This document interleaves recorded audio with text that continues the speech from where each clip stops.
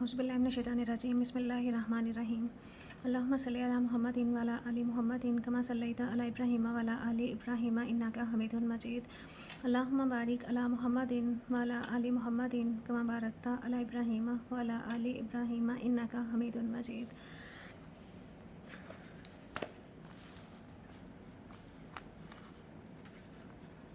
Class 10th का unit number 6 हम कह रहे हैं। एक्सरसाइज है 6.1 का है क्वेश्चन नंबर 4 में हमें दिया हुआ है कि हमने वेक्टर्स को लिखना है X I plus Y J की फॉर्म में।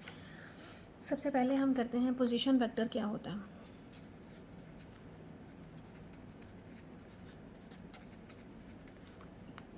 पोजीशन वेक्टर्स जो हैं, हमें कोई भी वेक्टर दिए हुए हैं। पोजीशन वेक्टर्स में हम कोई भी डायरेक्शन लिख लें, ओपी लिख लें कि ओपी हमें वेक्टर दिया हुआ है। इस वेक्टर को हम इस तरह से लिख सकते हैं एक्स आई प्लस वाई जे।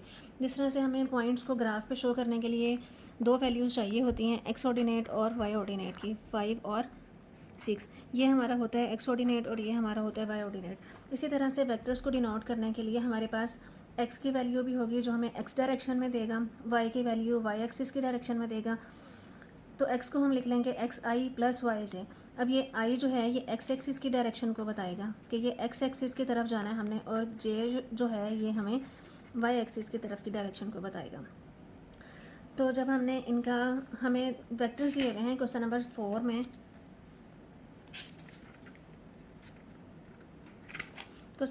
में, हमें दो वेक्टर्स दिए हुए हैं। हमने उन वेक्टर्स को x I plus Y J की फॉर्म में लिखना है।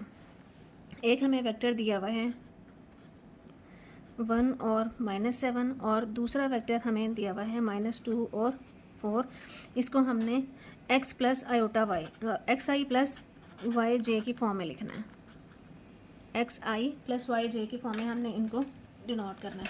अब हमारे पास पहला वेक्टर है 1 और -7, दूसरा वेक्टर है -2 और 4। इनका हम ले लेते हैं ए बी। वेक्टर के ऊपर हमेशा हमने एरो वाली लाइन लगानी है। तो यह है हमारा x1 y1 x2 y2। तो ये आ जाएगा x2 minus x1 i plus y2 minus y1 j। x2 की वैल्यू मैं ले रही हूँ 12,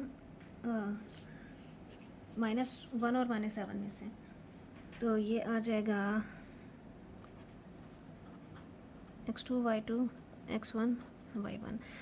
तो यहाँ पे है -2, x1 की वैल्यू ली है मैंने -1, माइनस ये फार्मूला का x1 की जगह पे 1 था, y2 की जगह पे मेरे पास है 4 माइनस ये वाला, और y1 की जगह पे मेरे पास है 7।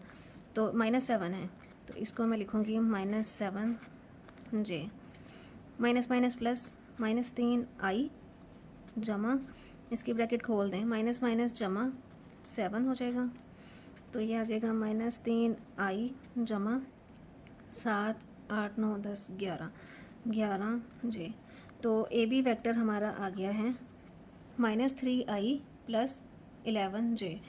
ये हमारा आंसर है।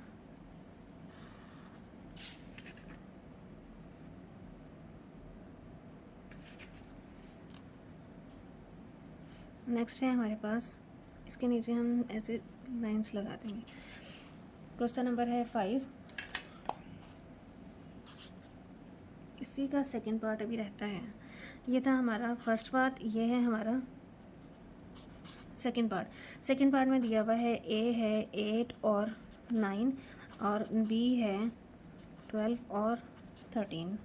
तो इसको मैं ले रही हूँ x2 y2, और इसको मैं ले रही हूँ x1 y1। तो ये आ जाएगा ए बी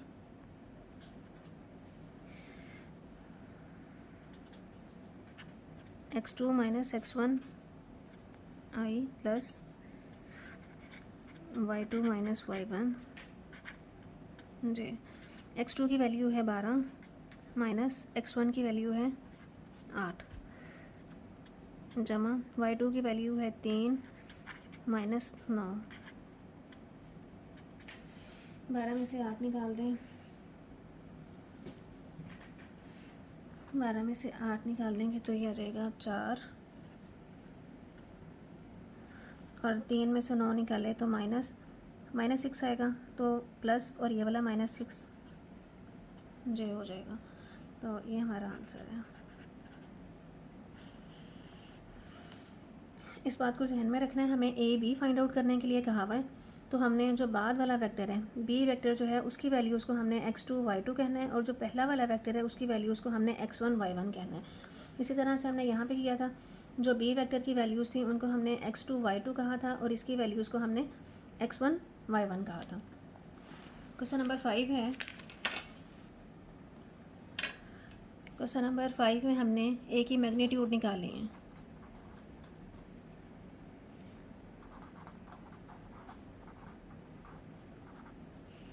मैग्नीट्यूड ऑफ ए, अद्दी कीमत,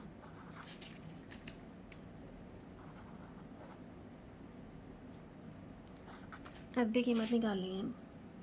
फर्स्ट पार्ट है, वेक्टर हमें दिया हुआ है -3i + 2j। मैग्नीट्यूड या अद्दी कीमत जो होती है वो बराबर होती है मॉड, या अद्दी कीमत हम कहते हैं x का स्क्वायर प्लस y का स्क्वायर और उसका अंडर रूट। x जो है हमारी i वाली वैल्यू है, y जो है हमारी j वाली वैल्यू है। j एक्सिस y एक्सिस पे जो हमारी वैल्यू है j की होगी, x एक्सिस पे जो हमारी वैल्यू है i वाली होगी। x में आ जाएगा -3 का स्क्वायर जमा 2 का स्क्वायर, यहाँ आ जाएगा 9 + 4, यह आ जाएगा अंडर रूट 13। मैग्नीट्यूड ऑफ ए हमारी आ गई है 13। सेकंड पार्ट है, ए दिया हुआ है 4i - 3j। तो इसकी मैग्नीट्यूड है, x की वैल्यू है यहाँ 4 और y की वैल्यू है -3। Magnitude always positive. 16 + 9, 16 + 9 में आ जाएगा 25। आंसर हमारा आ जाएगा नंबर 3 है।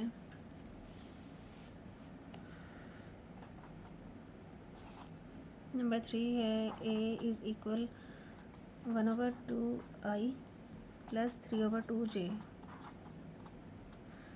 इसकी हमने मैग्नीट्यूड लेनी है। मैग्नीट्यूड = होगी x² + y² अंडर रूट में। x का स्क्वायर की जगह पे है 1/2 प्लस y की जगह पे है 3/2, तो ये आ जाएगा 1/4 + 9/। अब इसका एलसीएम लेना पड़ेगा। एलसीएम में आ जाएगा 4 और ऊपर आ जाएगा 9 + 1, नीचे आ जाएगा 4,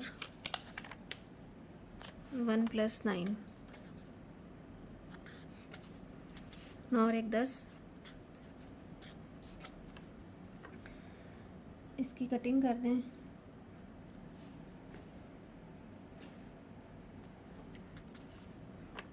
कटिंग कर दें या स्क्वायर रूट अलग अलग कर दें। जैसे इसकी अलग अलग करेंगे तो ये आ जाएगा √10/√4 अलग अलग कर दिया। 10 का तो पूरा पूरा नहीं आएगा, ऐसे ही रख दें। 4 का आ जाएगा 2। तो ये हमारा आंसर है।